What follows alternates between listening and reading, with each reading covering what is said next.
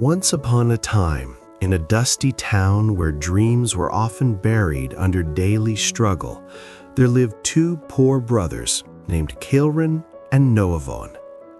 They shared a small broken house, thin walls, and a life that tested them every single day. Hunger was familiar, worry was constant, but what truly shaped their lives was not poverty itself, it was how each brother chose to face it. From the outside, they looked the same.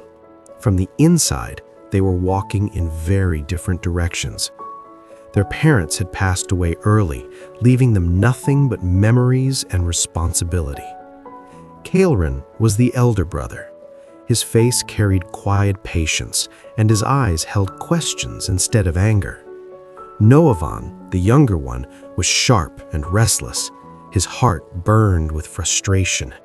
He often asked why life was unfair, why others had more, and why pain seemed to follow them everywhere. Every morning they walked the same streets, but their thoughts were never the same. Kaelrin believed that poverty was a condition, not an identity. He spoke little, listened deeply, and observed people carefully. When someone insulted him, he stayed silent. When someone cheated him, he learned instead of reacting. Noevan, however, reacted to everything. A harsh word could ruin his day. A small failure could make him angry. He believed the world owed him something, and every delay felt like a personal attack. They both worked small jobs.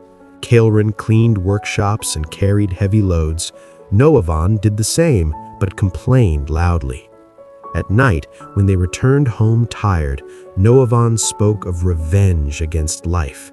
He spoke of shortcuts, of fast money, of forcing respect.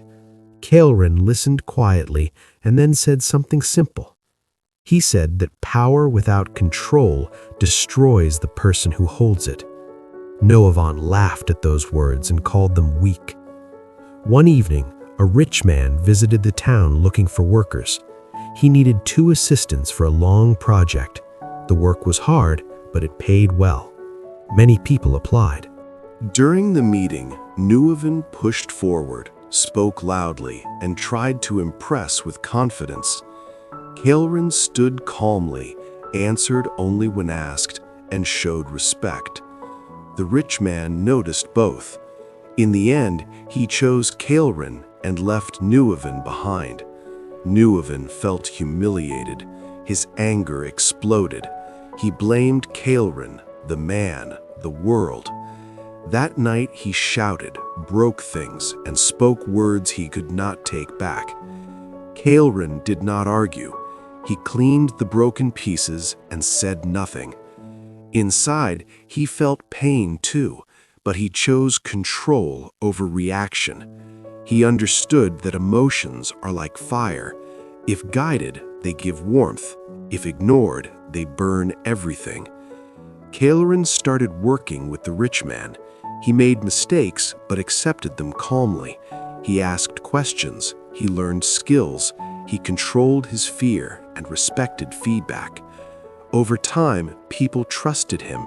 His confidence grew, not from shouting, but from self-mastery. Noevan, meanwhile, jumped from job to job. His anger followed him. He felt powerful in moments of rage, but empty afterward. Years passed. The town slowly changed. Kaelrin saved money, built knowledge, and helped others quietly. Noevan grew tired and bitter. One day, he saw Kaelrin dressed neatly, speaking calmly, and being respected. Jealousy filled his chest. He finally asked the question he avoided for years. He asked how 2 brothers born in the same poverty could end up so different. Kaelrin looked at him with kindness, not pride. He said they both were poor, but they chose different riches. One chose control, patience, and understanding. The other chose reaction, anger, and noise. Kaelrin explained that emotional intelligence is not about hiding feelings, but about understanding them before they control you. He said life tests everyone, but the real test is how you respond when no one is watching. Noevan felt something break inside him. Not anger, but realization. He understood that his biggest enemy was never poverty. It was his uncontrolled emotions. That night, for the first time, he sat in silence. He watched his thoughts instead of following them. It was uncomfortable, but it was honest. The next morning, he apologized to Kaelrin, not with words alone, but with changed behavior. The journey did not become easy overnight.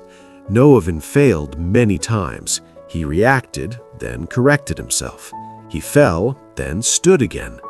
Kaelrin supported him, but never carried him. He knew growth must be chosen.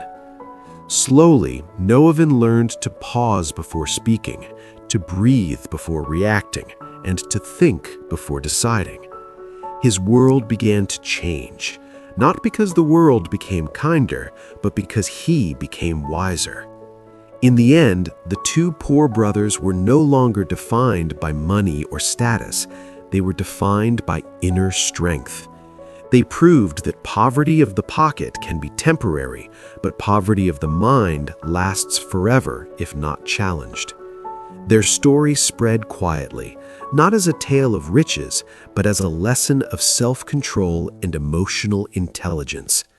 And those who listened carefully learned that the greatest wealth is the ability to master yourself, especially when life gives you nothing.